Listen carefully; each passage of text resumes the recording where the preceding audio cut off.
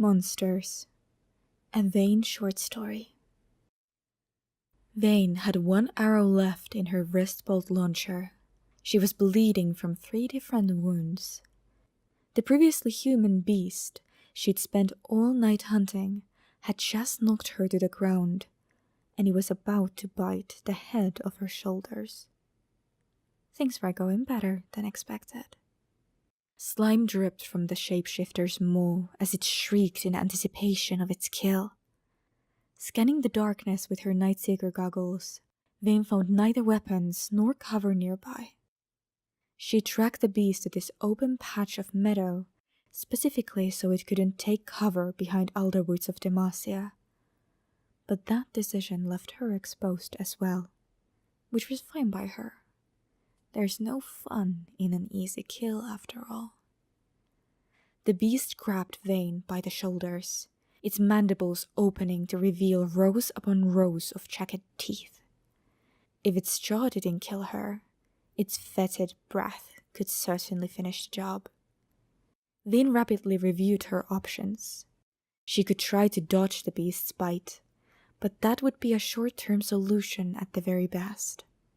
She could kick the creature in its absurd number of teeth and attempt to land her last wrist bolt in its bucking forehead. But she couldn't trust her arrow would find its mark through its gnashing forest of fangs. Or she could try something flashy, violent, and slightly stupid. Vayne chose the latter. She shoved her entire arm into its gaping mouth. The creature's razor teeth ripped strips of skin from her knuckles and arm. But Vayne smiled. She had the beast right where she wanted it. She felt its jaw clench, ready to bite and rip her limb off. She didn't give it a chance. Vayne twisted her arm, dragging her wrist bolt launcher across the inside of the creature's gob, until the silver tip of her final arrow pointed directly at the roof of the beast's mouth. With the flick of her wrist, the bolt tore through the monster's skull, shredding its brain. The shrieking stopped as suddenly as it started, the creature's body limp as it collapsed upon the grassy soil. Vayne crawled out from under it and attempted to remove her arm from its skull without cutting herself more than she already had, only to find that her wrist was stuck inside the creature's head. She could either keep trying to pull her hand through the shapeshifter's jagged mouth, and probably lose a finger or two in the process, or she could dig her arm in further to punch through the top of its head and snap its jaw like a wishbone. As always, Vayne chose the latter.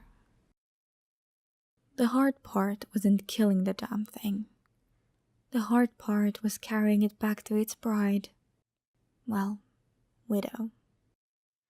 The widow Selena was beautiful beyond imagining, with hair that caught the sunlight even in the darkness of her firelit cabin. The deep scratches on her face and even the tears that streamed down her cheeks did nothing to diminish her beauty. Vayne laid the carcass at the woman's feet as gingerly as she could. Its flesh was monstrously transformed and racked with wounds both self-inflicted and not so self-inflicted. It looked more like a collection of limbs and meat than a person. "Was it quick?" the widow asked through sobs. It had not been quick.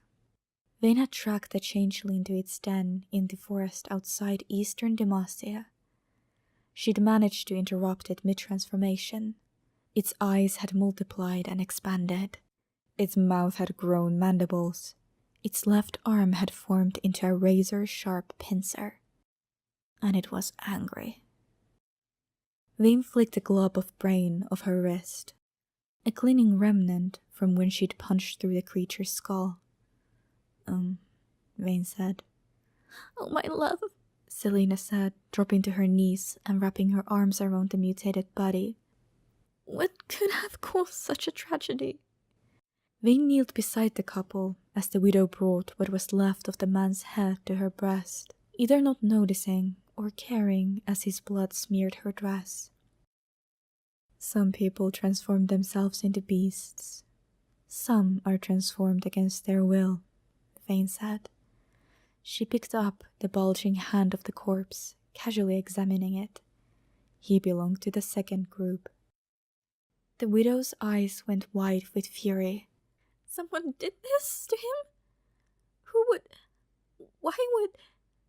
The widow collapsed onto the body in tears, unable to find the words.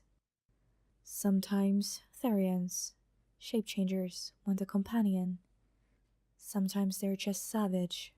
They lash out and bite someone out of confusion or anger. Others I met just get bored. They think it's fun, Vayne said, patting the woman's head. But some just need to eat. The widow looked up, sniffing away tears. I don't understand. Vayne gave the widow a pitying smile. They want to eat somebody, but sometimes that somebody gets away, and the thing that tried to eat them accidentally passes on its phage. Then they end up turning too. The widow glared at Vayne. The wrist-pulled launcher on Vayne's arm clicked as she brushed the woman's hair out of her tear-filled eyes. The last Therian I killed told me his victims tasted better if they loved him. Something about the juicy flavor they took on when they blushed. Can't even imagine how they must taste while on honeymoon, Vayne mused.